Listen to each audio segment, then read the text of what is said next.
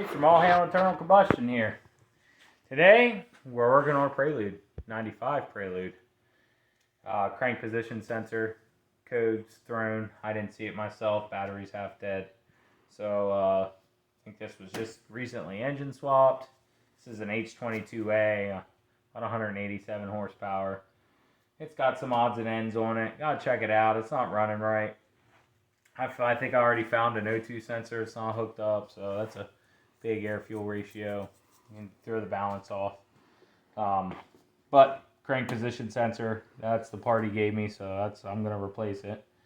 And we'll get that swapped out. Now that's all the way down here on the bottom of the crankshaft underneath the cover.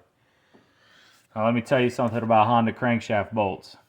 You will never, oh my God, they are a pain to get off for the first time. So hopefully this one's been broken loose and someone didn't like go buy a really expensive torque wrench just to torque the crankshaft bolt back on, because it does not need to be on that tight. But we're going to get down there. We got to take the accessories off, take the alternator off. The AC is getting deleted. So yeah, we're working on that. We're going to basically, we have this tool to hold the crankshaft still while we bust out the bolt in the middle. This won't fit as of right now. The body's in the way. So we're going to have to take this motor mount out, drop the motor down a little bit, and then we'll move on. So stay tuned. We're going to get these accessories unbolted from here and keep moving on. We'll keep you updated. Okay, so out of ease of us working on this thing, especially getting this AC compressor off, we just took the power steering and the alternator out. Good thing I did, because I found that they were missing the bolt for the bottom tensioner.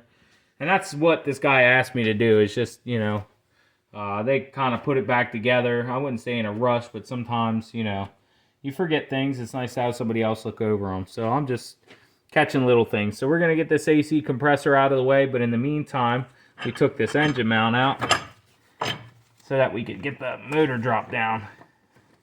I don't know why it won't come off of there. Like nothing's in the way. I don't know what's going on here. So, anyway, we're dropping this, getting this out of here so we can get in at the, hold up, I think it needs to go down a little bit. You got it? That's good. Off the heat mount, there we go. Alright, so, if Pops could come over here. Let's see if we're dropped down enough yet. So see, that lug is the same as this one, and we have just enough. Was that a big ass spider just dropped on my head? Tarantula. So yeah, so we'll get a 1/2-inch drive breaker bar in here to rest against probably the CV joint is what I like to do. And we'll be right back, and I'll show you my Honda crankshaft crank bolt taking off craziness. It works almost every time without bumping the motor over, so we'll see. So we have taken very many Honda crankshaft bolts off. We have I've probably broken a dozen breaker bars doing this stuff. Factory, they're at over 100 foot-pounds, whatever they put them at. It's crazy. So if you look down in here, we got our lug. We spun the motor over until it's perfect, and our breaker bar is sitting underneath of something very sturdy. We have our socket in the middle, everything kind of tightened up, and as you back out here, you'll see that we have our extensions sitting on our jack stand. And then we're gonna, what I'll probably do first is see if it'll break loose with just this. Oh, it did. Somebody's had that crankshaft bolt off. Typically, and that nearly wasn't as tight, but typically, you'd have this jack handle, and at this degree, you'd be almost touching the floor over here with both feet hopping, and it just bang, and it explodes, and you don't know if sometimes the crankshaft bolt will be loose and all your tools are broken, sometimes your tools are just broken, and sometimes just the crankshaft bolt comes loose. So we usually put ours on as tight as we can get it with this method, and I've never had any of them come off. So probably tighter than whoever had this off last. We'll probably put it on tighter than that, but all right. Our crankshaft bolt is is loose. Let's get that off, then we get the cover off, and we can explore our options with the crankshaft position sensor. Now when you pull your crankshaft off, be careful not to drop your keyway. They're usually stuck in there pretty good with the Hondas. So something you want to check too, you want to check your harmonic balancer and make sure none of the rubber is sticking out. This looks fairly new actually.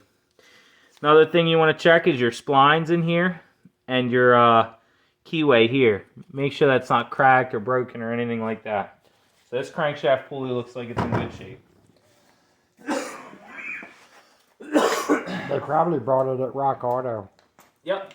So we're gonna get the timing cover bolts off.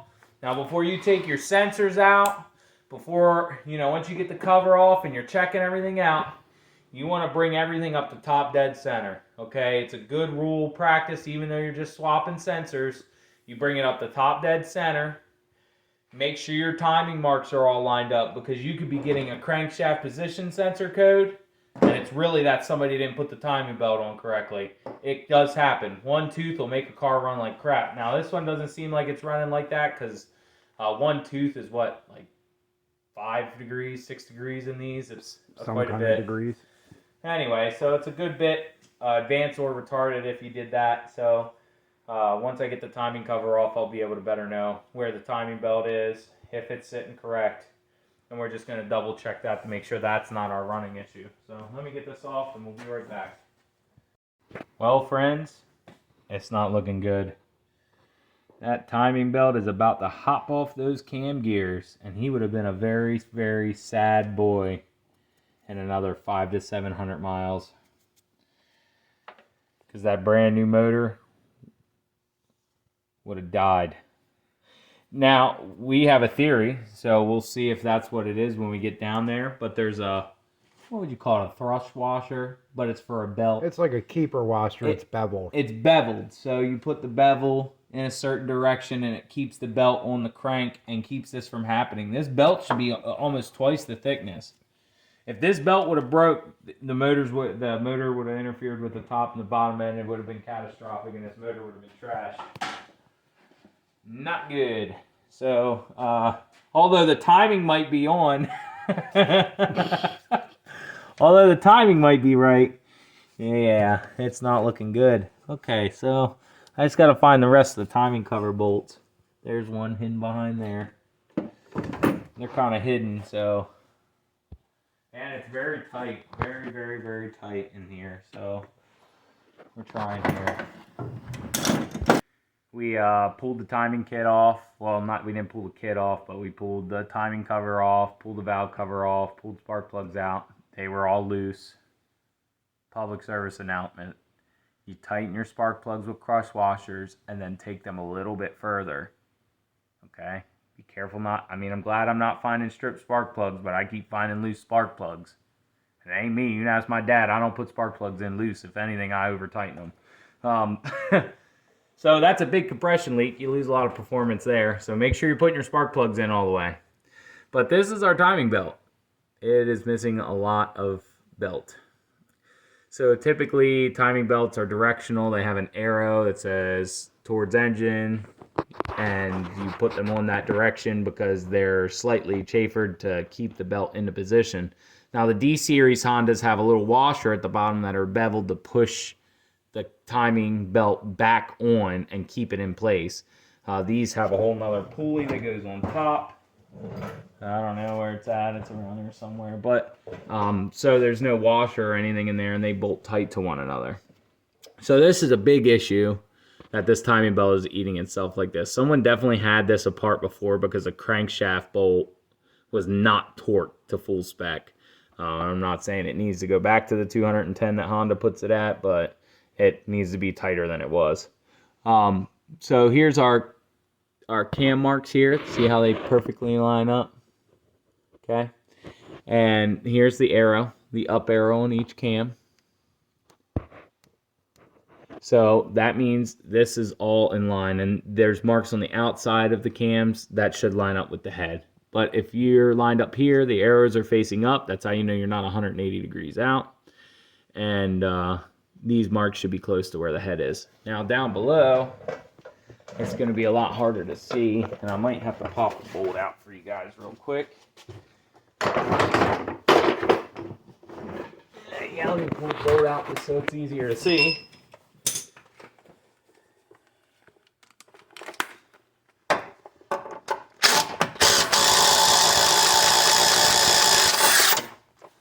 Okay. So you can see there's this actual pointy arrow. Yeah, let me see that. So get up in there. You see that arrow there, the keyway, and the pointer on the crank should all be lined up there. Okay.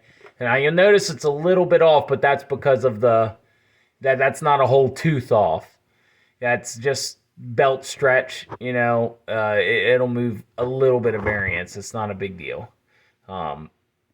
So there's the marks, and you can see all of the timing belt. So make sure, probably what happened, because it is an original Honda belt, and I can see that it says Honda, is they took the old one off for whatever reason. Maybe to do this oil pan gasket that wasn't done very well.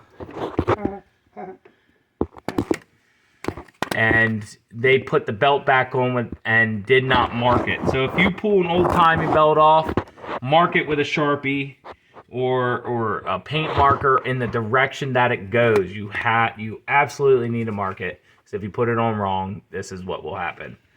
So we're gonna inspect the rest of it. Take the timing kit off. Feel how the water pump feels. Make sure that everything feels good there. And just kind of make sure everything's in good shape, that none of the bearings are going bad here. And he's going to need either a timing belt or a whole timing kit. Now let's move to the next issue here. So you can see that I completely disassembled the distributor. We're over here working on our workbench. It's falling apart so horribly. I can't believe that we used Particle board. God, it's falling apart. This cylinder head just completely ruined it. Anyway, rotor here, you can see that's pretty corroded. Need to be replaced, but that's not even the least of our issues. So we were getting a code for a cam position sensor. And now, of course, they suggest when you have cam position sensor go out, you just need to buy a whole new distributor. Of course, that's what they say. So I pretty much found many reasons why it could be causing an issue and probably why they suggest just to get a new one. So this is down below inside of this body. This is an external coil distributor. There's some that have the coil in and they slide right in here, and then there's some that are external. So this is a pickup, obviously, and it sits down inside of there, and this rotates against it. And see, it's magnetic. So when that leg gets close to it, and you can see that it's all rusty and corroded, and so is this contact, it's not going to get a great signal. So that could be throwing a cam position sensor. And I'll tell you exactly why it corroded here in a second. But on top of that, almost every wire in this thing is laid open. If it was inside the body, it's cracked. That means any moisture, any oil gets in there. Look at the contacts on the module here. Corroded. So this could all be causing big ignition issues. Now I'll tell you exactly what caused this problem. The distributor gasket that was laid in here, when I pulled the cap off, the distributor gasket was laying inside here. Okay? So water and condensation and moisture was allowed to get inside the distributor. This is raw metal here, so it just rusted right up. The contacts on the module corroded. The contact on the pickup eroded. So that's kind of a big issue here. We might not be having any issues if the distributor gasket wasn't put in correctly. Now, the big thing here now is that you could get this module for about 50 bucks, I believe. I'll have to double check on the price. I don't even think they sell this pickup separately. You have to buy a whole new distributor. So it's only about $170 for a good replacement distributor. I'm going to look around for some performance options. I kind of have to get with him and figure out a budget on this thing because he needs to buy a timing kit, and I only put Gates timing kits or direct factory replacements in them. I don't use cheap timing kits. You don't want one of those going bad. So that's almost $180 for this car for the timing kit. And this distributor's going to be about another $180. But if he has the extra money, maybe we could get a performance. I don't know if maybe somebody sells one like AEM or I'm not sure. So that's the problems we found with the car so far. So it throws a check engine light for a cam position sensor.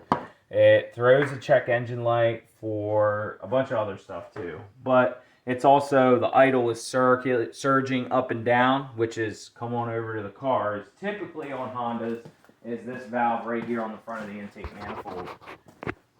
So this has a pintle. It helps control the idle, and it takes in antifreeze in and out of it, reads that temperature, and adjusts the throttle, the idle, accordingly. So when they malfunction, they give this wah, wah, wah. I'm sure if you pay attention to cars, you've heard a Honda doing that before.